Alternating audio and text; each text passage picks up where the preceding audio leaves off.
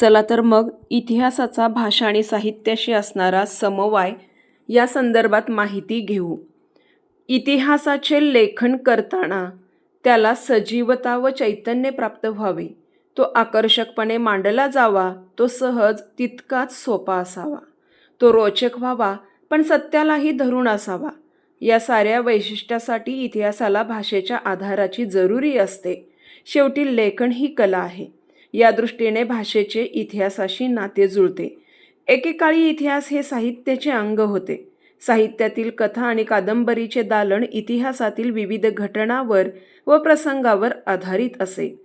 मराठी साहित्यात तर ऐतिहासिक कादंबरीला एक वेगळे स्थान प्राप्त झालेले आपणास दिसून येते. ना. स. इनामदार, शिवाजी सावंत यांच्या अनेक कादंबऱ्या या गोष्टींची साक्ष देतील. मराठी भाषेतील जेव्हा रायगडला जाग येते, इथे ओशाळला मृत्यू यासारख्या नाटकांनी तर साक्षात इतिहास रंगभूमीवर उभा केला. काव्यातही इतिहासाला काही कमी स्थान नव्हते. पोवाड्याच्या माध्यमातून इतिहासातील प्रसंग आणि आठवणी सतत तेवत ठेवल्या गेल्या.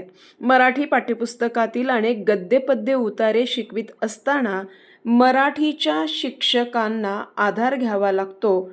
प्राचीन भारताच्या इतिहासातील महाभारत, पाणिनी, कालिदास, रामायण यांचे संदर्भ द्यावे लागतात.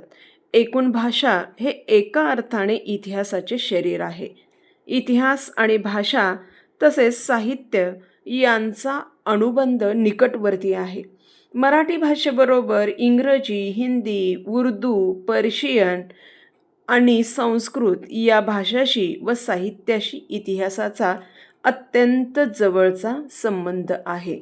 म्हणून इतिहासाचे अध्यापन करत असताना ते अध्यापन आपण भाषेच्या माध्यमातून करत असतो आणि खऱ्या अर्थाने चारित्र्य निर्मिती असेल किंवा ऐतिहासिक घटनांच्या माध्यमातून खरं तर स्फूर्ती आपल्याला निर्माण करायची असेल तर साहित्य हा विषयसुद्धा तितकाच महत्त्वाचा ठरतो.